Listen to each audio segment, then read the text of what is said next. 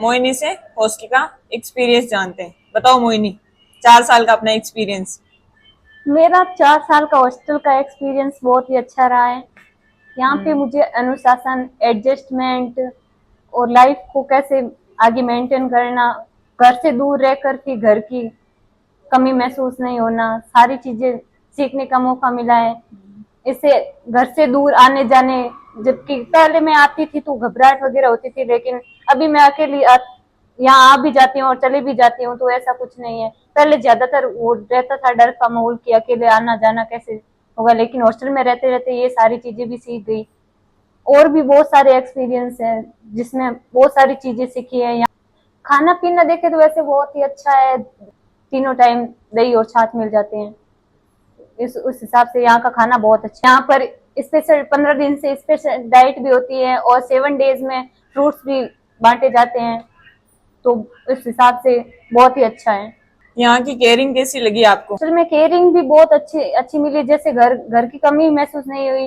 जैसे घर पे मम्मी पापा ख्याल रखते हैं, वैसे अंकल जी और आंटी जी ने भी हमारा 4 साल में खूब ख्याल रखा और हमारा साथ भी दिया। कहीं बाहर जाने आने में कुछ भी चीज की अगर जरूरत हुई हो तो वो उन्होंने हमें हमेशा हमारी हेल्प की, चाहे उनके कोई भी काम हो, लेकिन वो हमें हमेशा हमारे साथ खड़े रहे। हॉस्टल में आपकी आपकी इच्छाएं पूरी हो पाती? हाँ, हमारी इच्छाएं पूरी हो जाती है। जैसे कि अगर हमें कभी कुछ खाने का मन करता है तो हम अंकल जी को बोलते हैं तो वो लेके आ जाते हैं, या फिर अदरवाइज कुछ भी चीज की अगर अपन डिमांड करते हैं तो वो अवेलेबल करवा देते हैं। यहाँ हॉस्टल में रह के आपने नया क्या सीखा? नया नया मैं तो जैसे कि मैंने यहाँ हॉस्टल में रहने के बाद एडजस्टमेंट करना और भी बहुत सारी नई चीजें सीखी हैं, जिसमें पहले मैं जैसे कि कुछ भी प्रार्थना स्थल वगैरह या फिर कॉलेज स्तर पर आगे जाने से मैं घबराती थी, जैसे कि लोगों के सामने आगे बोलने से घबराती थी। लेकिन अभी मैं मेरा वो इतना नहीं, थोड़ा नॉर्मल होती है घबराहट, लेकिन इतनी नहीं होती है, मैं आगे खड़े हो जाती हूँ। इसकी वजह से अंकल जी हमेशा हमें बोलते हैं कि आप चाहे कुछ बोल पाओ या ना बोल पाओ, लेकिन आगे आके खड़े हो जाओ।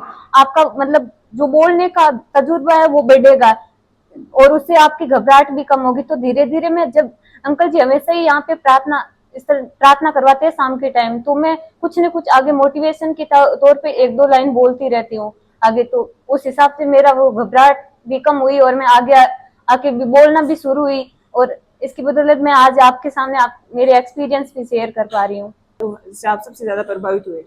मेरे को हॉस्टल में रहते हुए देखो सबसे ज्यादा प्रभावित ये वो इस चीज से हुई कि जैसे कि लड़कियां घर से बाहर पढ़ने के लिए आती हैं तो उन पे पढ़ाई का ज्यादा ही वो प्रेशर हो जाता है, जिससे वो कभी कभी ज्यादा ही डिप्रेशन में चली जाती है या उनके मतलब मानसिक तनाव उत्पन्न हो जाता है। तो इसको ध्यान में रखते हुए अंकल जी ने कई सारी एक्टिविटीज करवाई, जिसमें खेल हो गया, वीकली डिबेट प्रोग्राम हो गया और एवरी सैटरडे मूवी दिखाना हो गया।